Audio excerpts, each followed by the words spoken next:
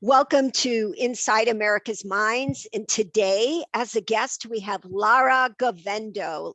Lara, thank you so much for being on the show. I was so excited when you agreed to be on the show. You are phenomenal. I read your bio. You and I have talked a bit. Your life is extraordinary in so many ways. You're a mental health counselor, you're a therapist. You are an avid outdoor enthusiast. You are a writer. But the most incredible thing about you is that you're a double lung transplant recipient. And you do everything in life that it sounds like you've always wanted to do. Nothing stops you. So you are extraordinary in so many ways. Tell us a little bit about you. And then of course, I have a lot of questions. Sure. Well, thank you so much for having me here, Jody. It's such an honor to talk to you and be able to share my story.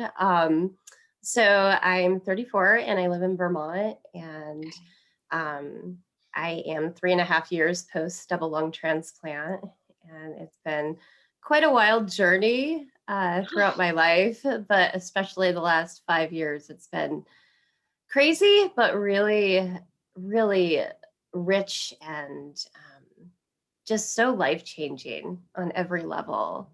It's pretty incredible what the body's capable of, but Oh my also, God. mentally, emotionally, spiritually, how you just kind of rally and do what needs to be done. Well, So, and before we get into talking, I have to ask you, during this COVID-19 pandemic, with this global emergency, an infectious disease that affects the upper respiratory system, you with a double lung transplant, what are you doing? How are you protecting yourself? Because the mask alone, social distancing, I don't know that that would be enough. yeah, I mean, in the beginning, it was pretty terrifying because we didn't Hmm. know anything about COVID. We didn't know how it was Yeah. contracted. We didn't know, there were so many unknowns about it. So I was isolated for about 3 months. I live alone anyway, but I Okay. wasn't leaving, and friends and family were bringing me groceries and that sort of stuff. Oh my gosh. And then I talked to actually my infectious disease doctor when things started lighting up, and I was like, is it safe to go back like grocery shopping and, go for walks with friends outside and stuff like that? And he said as long as I was masked up that I was fine. And I mean, all of these things have been in place for me before the pandemic. So Right. after Okay. my double lung transplant, my immune system was suppressed anyway on purpose to prevent rejection. So I masked up in public anyway. So if I was going in any stores, I wore a mask and I was sanitizing and all of that already. So in terms of that, my life hasn't changed very much Okay. because I mask and sanitize and change my clothes when I get home and sanitize my groceries and anything that's coming in my house. And I've kept distance, but also needed balance with the mental Mm, health piece, and absolutely. um, not really wanting to sacrifice that. I mean, once I knew that the risk, I knew what to do with the risk, I was able to implement different strategies, like walking outside with friends is safe for me, or anything outside feels safe, and just really avoiding the indoor stuff with people still. Okay. Were you doing, are you still doing therapy? Are you doing teletherapy like a lot of us are doing? Yeah, so actually, I just got a new position as Okay. a therapist in schools. So Oh, I'll be in the elementary, school, college, high school. middle school. Oh my gosh, God bless you. I want to hug you right now. That's the Oh, population yeah, that perhaps needs it most, especially during the pandemic. They've been very definitely. compromised. So, Yeah. So, Laura, the reason for, from what I read, what you sent me for the double lung transplant is you were born with the heredity, the hereditary, I'm sorry, genetic predisposed condition, cystic fibrosis. Can you tell us a little bit about that? sure. So, CF is genetic, so I was born with it. And everybody's situation is different. So mine Okay. was more aggressive lung disease. It always was like that. So even though I was super compliant with my treatments, doing nebulized treatments and airway clearance daily and going to doctor's visits and Tell us what they are. What's a nebulizer treatment, just so the audience sure, knows. absolutely. Yeah. So nebulized treatment is you put a vial of antibiotic in a neb cup and you inhale it Mm. for several minutes a day. And then airway clearance is something that would shake my lungs, like my chest, so that it would loosen up the thick, sticky mucus that was stuck in my airways and I would be able to cough it up and get it out, because that's what ultimately my lungs just super productive with Mhm. mucus and congested all the time. And over time, it scarred my lungs, and repeat respiratory infections just wreaked havoc. And ultimately, I was in end stage respiratory failure and Mm. was actually emergently listed because I tanked pretty quickly. So you So were at the top of the list for the double lung transplant. So as a child, oh my gosh, because you're born with this disease, what was life like as a child? That's so much. it was, but my parents did such a great job of trying to make my life normal. So I did treatments, and back then, it's so CF has changed so drastically. Okay. There were no airway clearance devices available, so my parents would pound on my back to loosen up the mucus, Okay. and that was super effective. So really, I was Mm. pretty healthy as a child. I was hospitalized at 7 and then not again until I was 19. So I was Okay. super active and lived a very normal childhood. Could Um, you do the normal kid things in school? yeah, actually, I was one of the fastest runners No in. way. Yeah, yeah. How did you manipulate that with compromised lungs? I don't Psychological? know.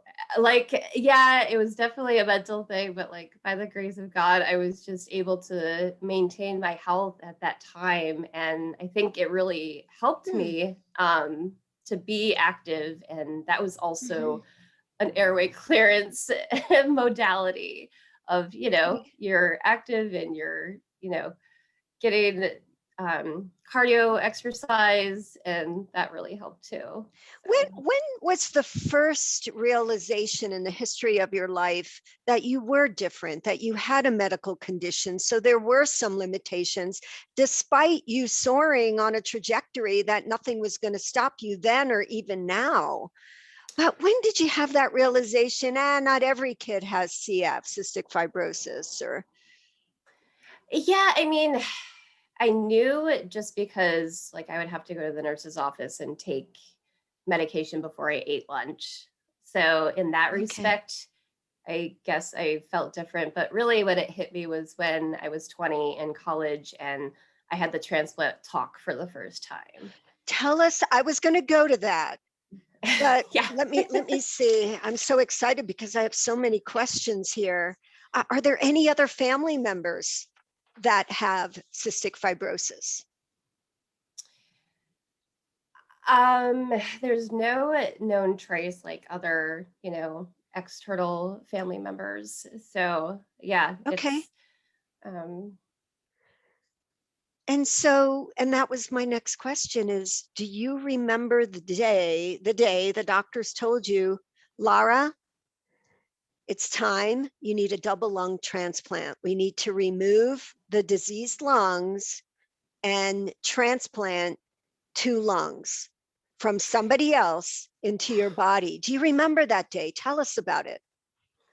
yeah, so it was really a long process because I got transplanted at 30. So 10 years earlier is the first Okay. time that transplant entered my mind. And I automatically shut it down and I was like, I'll never need one. That's not for me. And at that time, my sister gave me a book called The Power of Two, and it's about Hmm. twin sisters that had double lung transplants. And so that kind of planted the seed of like, well, if they can do it, then maybe I can too. And So then it was kind of shelved because I was in college, and then I got my master's degree, and then Mm. I automatically went into the workforce working full time and didn't really put my health first. Um, so But at then, that age, you wouldn't, right? Very no, few of it was us really. just, we just want to Yeah, be normal. We just want to exactly. keep up with our peers and do what everybody else is doing and not really look. I wasn't looking at my situation and what would have worked Mm. the best for my life and my body. Um, so fast forward, and I actually was forced to stop working when I got blood clots, and that was in 2016. So And are blood clots a consequence of cystic fibrosis? Is that something that no, happens or so it happened because I got a portacath placed, a tell us permanent. what that is? Sure. So that's a permanent catheter in my chest that is directly in my heart. So it makes it easier for IV antibiotic access, because by that time I was on a lot of IVs frequently, like every couple of weeks. I was going in and out of the hospital and just needing more antibiotics. And that just was the best course Did for you ever access. become resistant to antibiotics? Because we hear so much about that. Yeah. So the six Mhm. weeks leading up to my transplant, actually, I was in the hospital and the antibiotics stopped working. I was getting worse. And it was pretty hairy for a while because I was just waiting for lungs and we didn't know when the call would come in. And I was getting worse. Like usually the antibiotics that worked for me just stopped working. And I wasn't getting better. I was backtracking. And Help us understand. So, once you've been given the information that it's inevitable, you need an organ transplant, and in your case, two organs, you quit your job, and then you're waiting. You're on a donor list. Psychologically, emotionally, behaviorally, what's going on? yeah, it was such a radical time for me because I'm just such a deep feeler. Okay. So I was definitely carrying the weight of what my donor and donor family would be going through. And like that was all very heavy to carry through the Mm. process, just knowing what that would look like for them and how, in their moment of tragedy, they would make the decision to say yes for organ donation. And, ultimately that would be my moment of triumph where my life would go on. And so I had to Mm. get really good at the mental, emotional, spiritual piece and just keeping those parts of me strong so that my physical part would be easy. Because when this is in good shape, Yeah. like I can tackle anything physical. Like Well, that's the easy what did part. you find was the best way that you could isolate those thoughts of somebody has to die for me to live? Where did you go in your head specifically, or what could you tell other people? What would you suggest as options to try to move forward and make peace within yourself of these big life-changing events, thoughts, and emotions? Yeah, so what worked for me was a lot of prayer. That's when Okay. I got the closest to God I've ever been. And, just kind of surrendering my whole life because I couldn't do anything in those moments. Like I was in respiratory failure. Ultimately, like the lung transplant would save my life. And I wasn't in control of, the moment it would come in or my donor situation, and praying for them and their family and Mm. what they would be going through. And then it was also just, I had a lot of, insight and healing afterwards when I went to the Transplant Games of America, actually. And they had different courses that they Okay. had for us to attend. And it talked a lot about survival guilt and just Yes. how um, carrying that is heavy, and that, you know, And what was it called? reframing that. The Transplant Group of America? Can you repeat? Games. The Transplant Games. So Robert Yeah. Foster, who you were a guest on his show and who I know, he's been a guest on this show.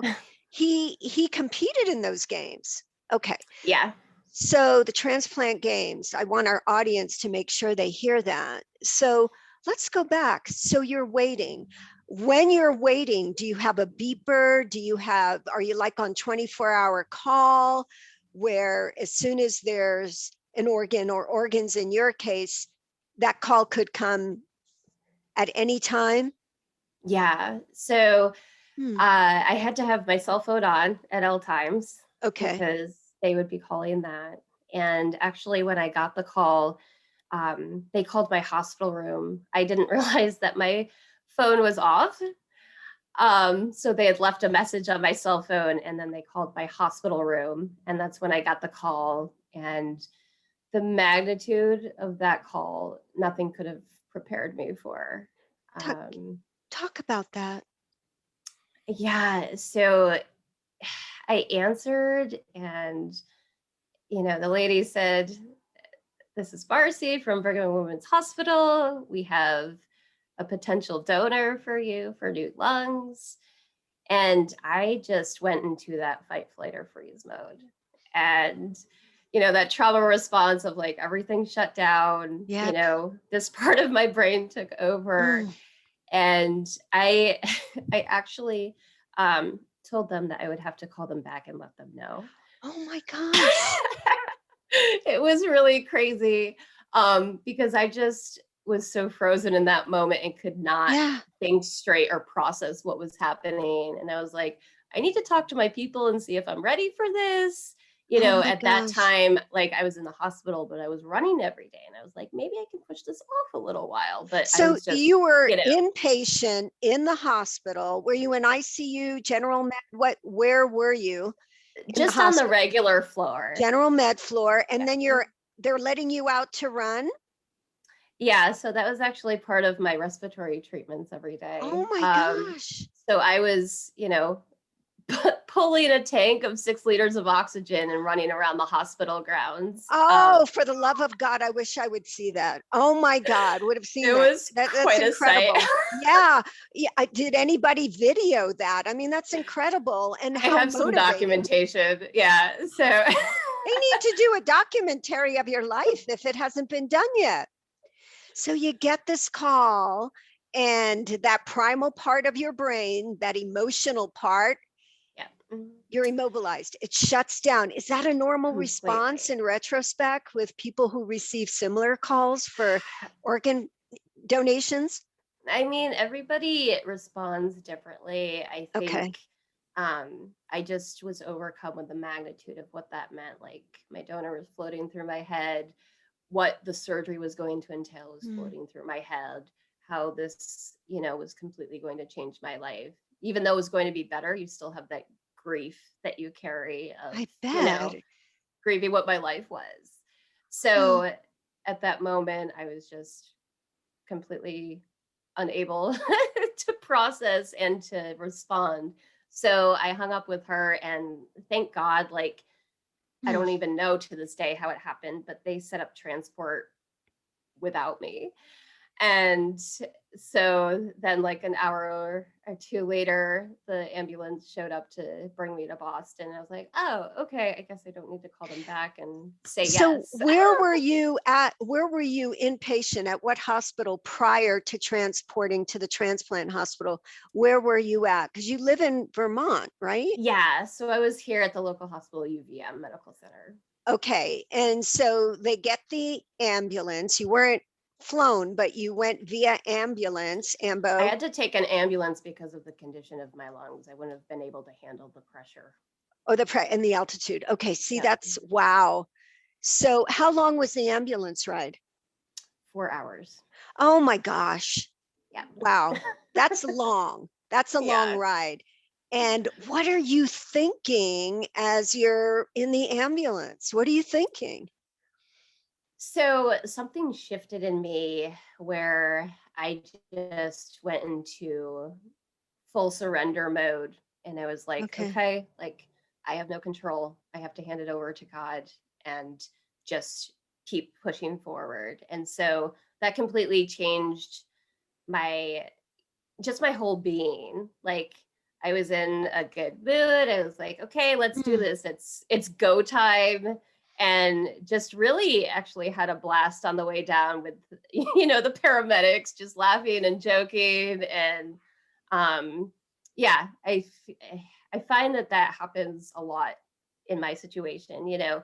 I go through so much, but there's that period of like grieving and Mhm. sadness, but I don't pitch a tent there. It's like, okay, I've got the feelings out. Now I need to move forward and do what I need to do and get my head in the game. I love when you say that, because that's the feeling which you were feeling, the grief, the anticipation, the fear. And the fact is, say that again, what you just said. It's so powerful.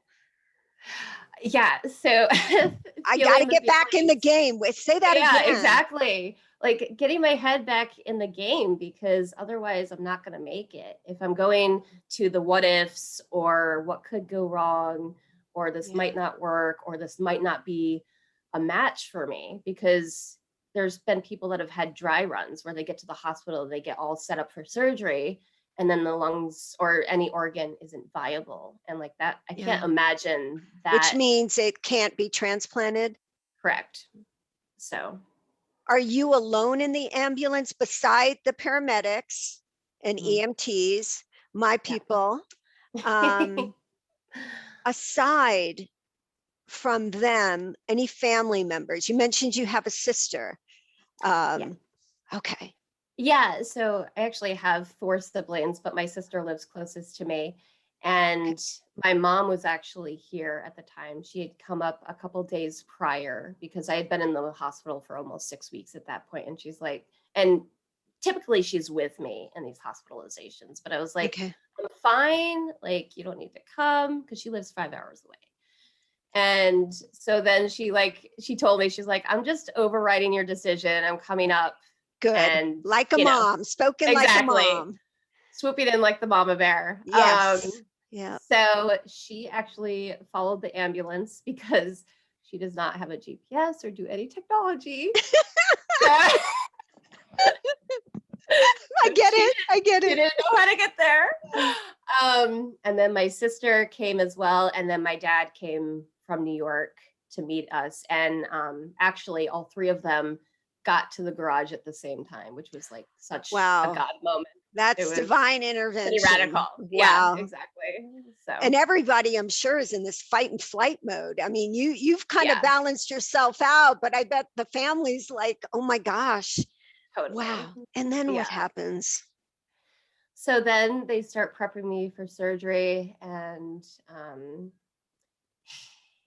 it started hitting me like how real this was and how heavy this was, and how, I don't know what the outcome's going to be, but I have no choice to believe that it's going to go well and I'm going to come out the other side. And when the surgeon came in and was talking to us about the surgery, um, he had to draw on my chest where they would be making the cut, Mhm. because what they did was saw through my chest, across this way, through my Okay. sternum.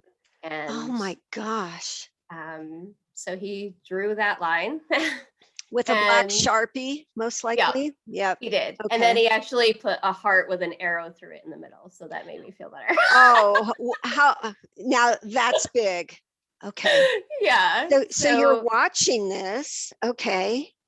yeah. And that's like hitting me. It's just like, oh my gosh, like I can Hmm. feel like what my body's about to endure. And just having no idea like how all of this will go. It's like you do all of the work beforehand, but nothing can really prepare you for the moment that you're going in and it's happening.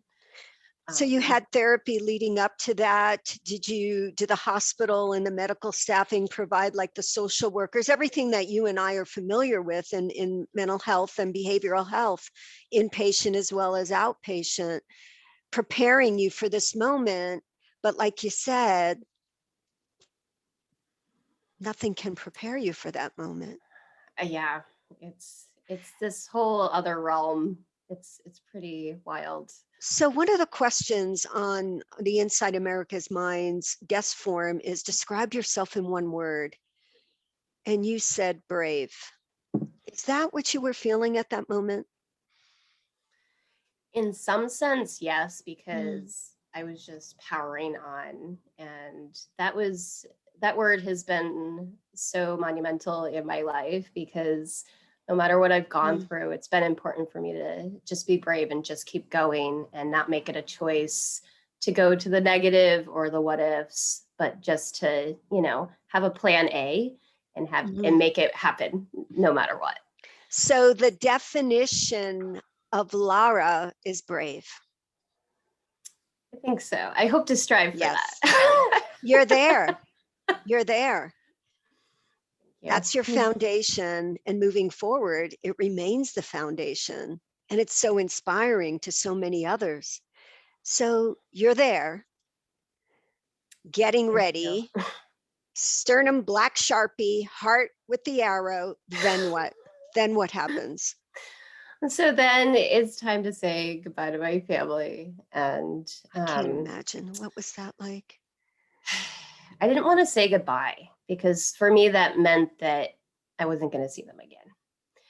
And I didn't want my mind to go there, especially at that time, and not to put any fear in them either, that, I didn't want to plant any seeds of I might not make it in their minds, because I can't imagine the waiting period. I was in surgery for 9 hours, and Oh my goodness. I don't know how long after that they could see me, but they were waiting with anticipation, even though it was in the middle of the night by the time I went into surgery, and they didn't sleep, of course. And did you have those conversations with them prior to the surgery about the possible outcomes, the uncertainty of the outcomes, the worst that could happen, that anticipatory anxiety that you spoke of earlier? But did you have those conversations with your folks and your siblings? Absolutely. So my parents and my sister went through the evaluation with me and heard all the conversations from the surgeon and the medical staff of, these are the statistics and this is the possibility, and all of the what ifs or what could happens. So they were all aware of that. But I think something shifts inside when you choose to believe the best. And say that again. That's so powerful. I think something shifts inside when you choose to believe the best. Yes. Say that again. I want the audience to hear that one more time. That is so monumental. Just choose to believe the best. I mean, okay. You have nothing to lose, because either way, if you're preparing for the worst outcome, you're preparing your heart and your mind, and your feet follow that. And it's true for the other side. Like, if you prepare yourself for belief and that this is the way it's going to go, then you're going to walk in that way too. And I've just seen that on both sides in my life, when I've gone through periods of depression or anxiety, and, going to the what ifs and the negatives, like my my mindset shifts, my body shifts in that way. But I've also seen the opposite side of what I choose to believe and when I walk in that. So, I mean, the mind is such a powerful tool, like beyond Absolutely. our comprehension.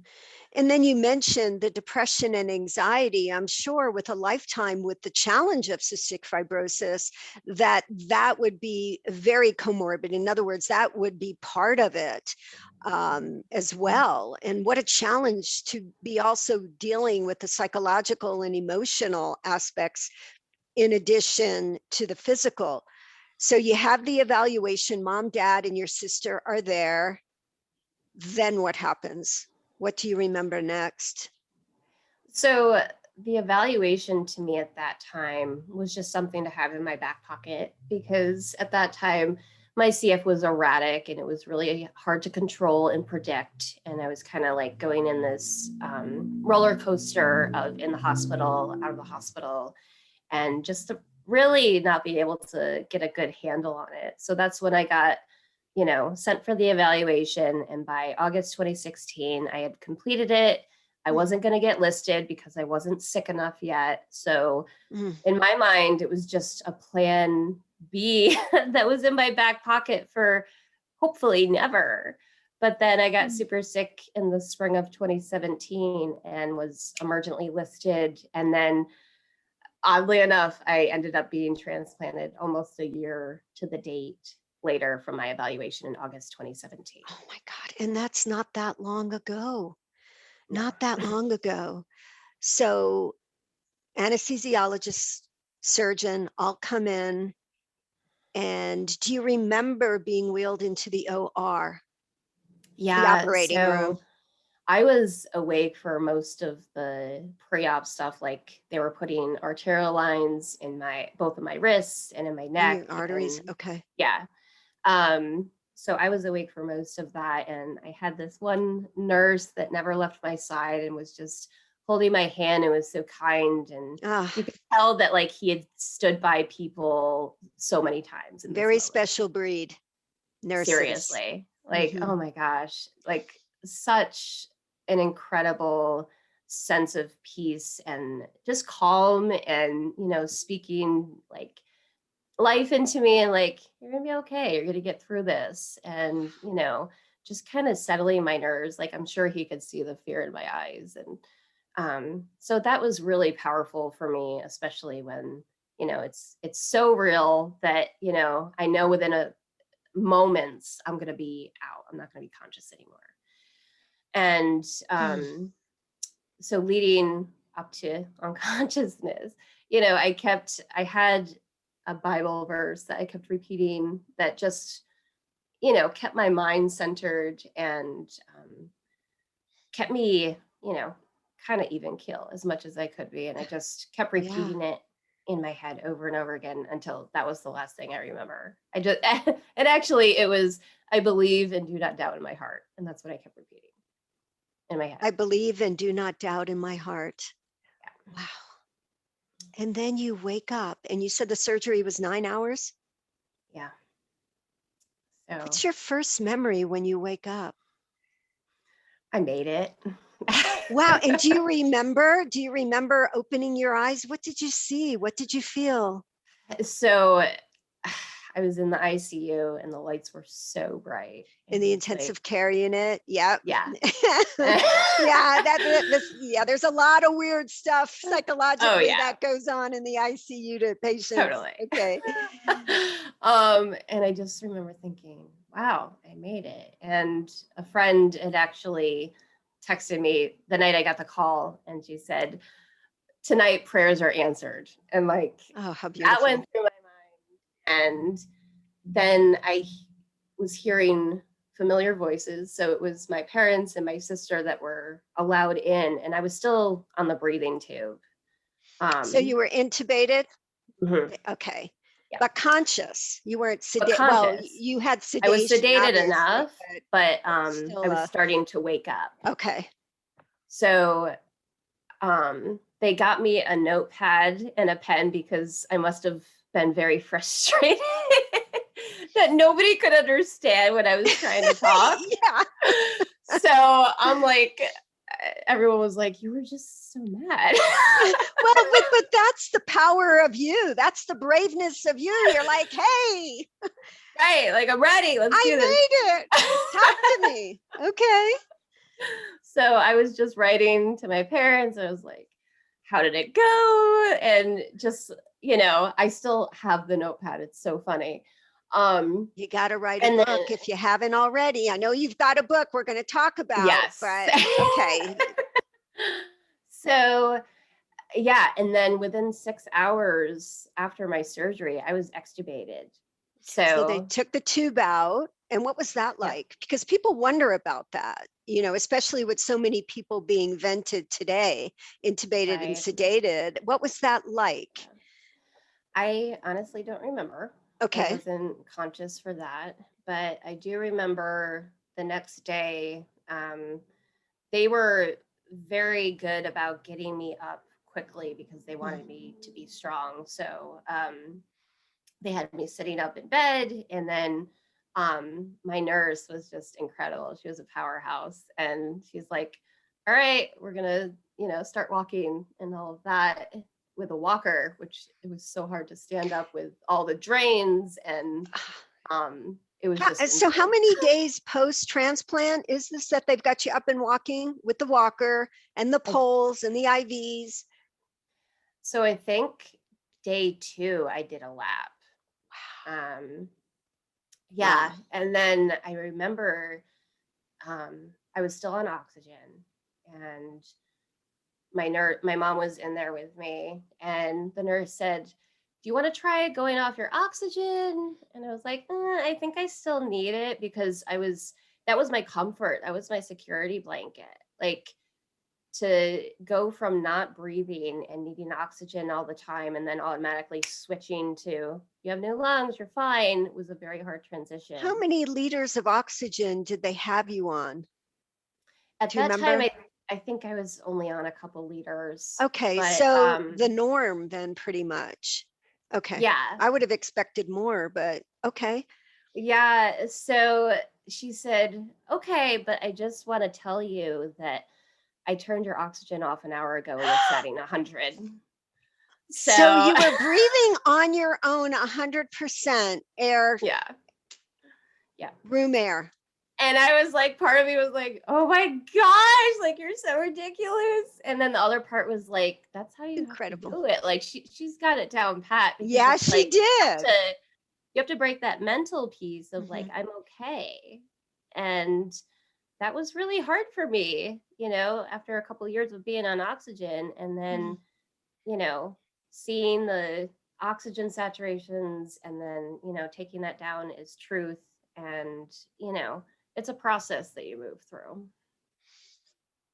And how many days after the surgery were you released? And did you go to a rehab? Did you go home? What happened then? So I was out within Mm, 13 days, which is less Jeez. than a CF exacerbation. Those are minimally 2 weeks. So that was pretty wild. And I went straight Yeah. home, actually. Uh, So when you had the flare-ups of the cystic fibrosis, you could be in the hospital up to 2 weeks, and you have a double lung transplant and you're out in 13 days and you go home. yeah, I went home. Modern medicine, incredible. Yeah, it was pretty So radical. I have to ask you some questions that I'm sure you've answered. Did you ever meet or know the family of the donors, or how did that play out? So it's a confidential process, and you have Okay, to wait at least a year before you write a letter. You give it to interesting. the organ donation organization, and then they give it to the family, and then they can Mm. choose whether or not they contact you back. Or Oh, sometimes it's the case that actually the donor family has contacted first, which is a really? Okay. occurrence. So at this point, I haven't finished writing my letter to the donor family. That's been a very difficult process I for bet. me. It's just very hard to put into words like what this gift means, but also Mm. acknowledge and have the right words to support them in their grief and what they've gone through. So my hope is that someday that we will meet and we will become close and a part of each other's lives, and that would be really wonderful. I am sure that the letter you do write when you're ready, because you've been processing it, will be a precious gift to them. Did you know any identifying information or demographics about the donor? No, that's Mm, all a super confidential process. They okay. don't give you any details. Um, So so there's a lot in the literature, not as much evidence. I've been trying to read up on it a little bit more. Did you change after the transplant as far as a new dimension of how you thought, felt? yeah, so right after transplant was pretty rough for me. Okay. Um, I wasn't prepared for the mental, emotional piece that I would experience. And there was a lot of unnamed grief through that transition, Okay. just because my life changed so radically. It went from I'm so deathly sick and I'm in the hospital all the time. I'm surrounded by people that became family to me. Mm. And then, a switch is flipped. I get my transplant. I go home. I'm very isolated because my immune system's knocked out. So I'm not allowed to see people. My mom's living with me to help me through the healing process and recovery. But it was just a super hard transition, and just feeling the magnitude of, even though my life is exponentially better, I can breathe, I'm not deathly sick, and Mm. life is amazing. I still had to grieve the life that I had before transplant that was a good life, even though it was hard. So that was Wow. an interesting challenge that I wasn't expecting. Um, No. What and were you also, like, grieving? well, I think that, I wasn't surrounded by these people that I was so close with anymore. I was used to seeing them all the time. Like, I was in for 2 or 3 weeks at a time, out for like a week or two, and then back in. So it's So the basically living medical, at the the medical hospital. personnel, the medical professionals? Yeah. Yeah, Okay. And they get, as a former hospital worker, I've got to tell you, we bond too. We bond too with you. totally. And that separation is very difficult on both sides. Yeah, So you're grieving that. It's almost like moving, exactly. and in a acculturation, integrating into a different type of life. Yeah. And trying to learn my new life. It's like I'm taking these meds and I'm not doing my therapies anymore that used to take hours of my time. So Hmm. my schedule, my routine is completely different. The medications and the side effects are completely different. And it was also kind of like an identity crisis. It's like, who am I apart from this Hmm. disease that I've fought for 30 years. I still have CF, but not in my lungs. So, like, my lungs were in constant struggle for 30 years. And then I go to, wow, I can breathe. Like, can I trust this? And Hmm. how do I learn my new body? Because there's so many different changes that you're not prepared for either. The medications affect different organs and have different symptoms that go along with that. Those are the organ anti-rejection medications. What Yes. what are some of the side effects? So it's fatigue and mental fog, and I've had to deal with high blood sugars, Okay. and learning the diabetic part. It Interesting. can Okay. also just be neurological, like I had neuropathy, nausea, like just all these different things that I Was the wasn't. neuropathy the tingling and lack of sensation in your extremities, your hands and your feet? Yeah, I also read about the personality changes. And of course, there's a lot in the literature.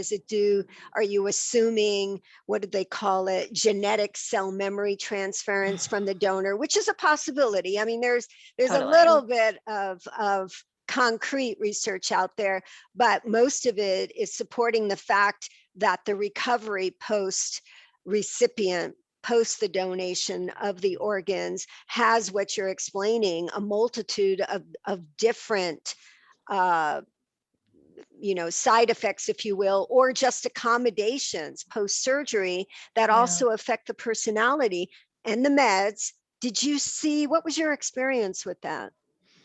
Yeah, so I was triggered very easily. And that had a lot to do with being on high doses of um, prednisone, which Okay. is, a Which is a steroid. steroid. And Yeah. also my blood sugars were through the roof. And I had never had to deal with managing blood sugars before. So when my blood sugars were skyrocketing, it was like, I'm just like so anxious, and I'm like triggered easily. I have horrible headaches. My neuropathy Mm. is terrible. I'm nauseous. I can't eat. Like all of these things that, I've never had to deal with. I'm trying to learn what this symptom means and track down, okay, like what's going on then. Mm. And trying to, kind of even Was it things out.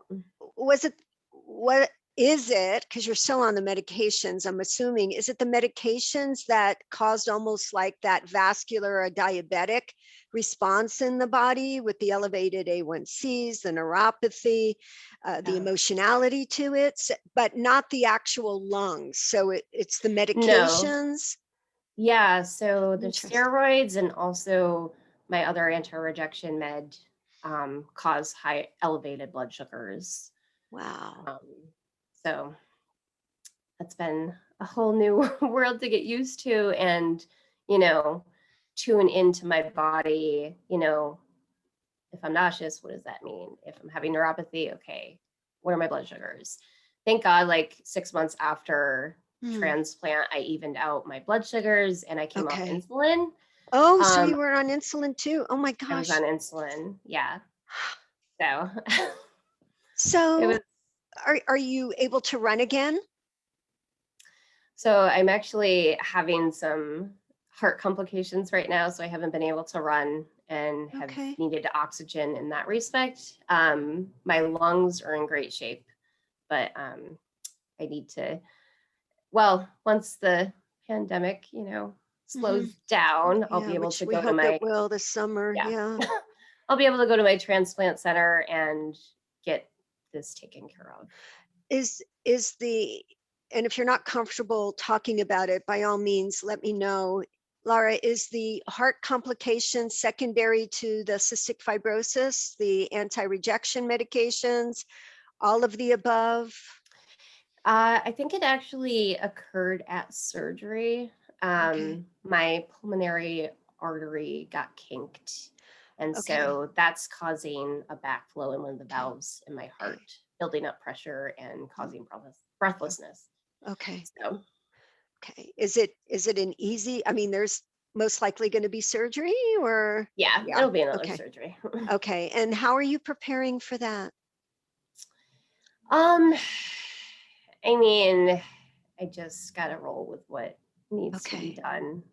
Um, I just would like for this to even out so I can run again.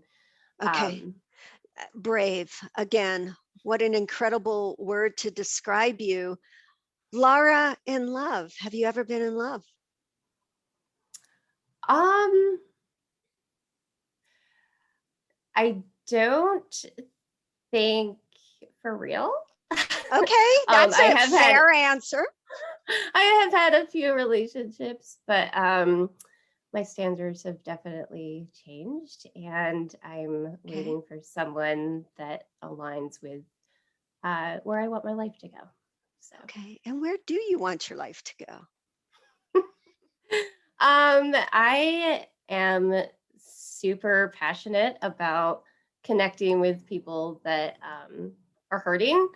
and just making them feel less alone in their situations. So I am definitely called to help people in that respect, but also, want to write books and travel and, And that's what I'd like you to share with us, is tell us about the book. Tell us about your how you're helping people and your websites. Tell us where we can find you, because sure. I know people are going to want to know more, and they're going to want to connect to you and just learn from you and grow from you. Yeah. So I've been working on this book for 5 years. And finally, I just kicked it into overdrive. I have a few friends that are working on their books too. So we've been writing together virtually, which has been super Wonderful. helpful. Yeah. And I finally finished it and I'm in the editing phases. It's called Surrendering in the Storm. Oh, I love it. And Surrendering in the storm. Wow. Oh, so appropriate. yeah, Wow. it's about my journey before my transplant and just really surrendering my life to God through that process and just, kind of laying out the steps of letting go of the control over time and releasing it. So And at some point, when you write the letter to the donor family, are you going to consider to adding that to another edition of the book or? oh, there are several books in the pipeline, so it'll Okay, definitely be in one of the books. wonderful. So if there's a message you can give our audience in such an extraordinary life, what would that be? I think just imparting how important it is to share your story, to be honest and real and vulnerable and authentic in that, so that other people feel less alone in their situations. Mhm. And it creates such a strong sense of community, and to be able to walk this journey together and just know that everyone's story is important to tell and worth telling. How have you changed the most since the transplant and this journey? I think my faith has changed the most.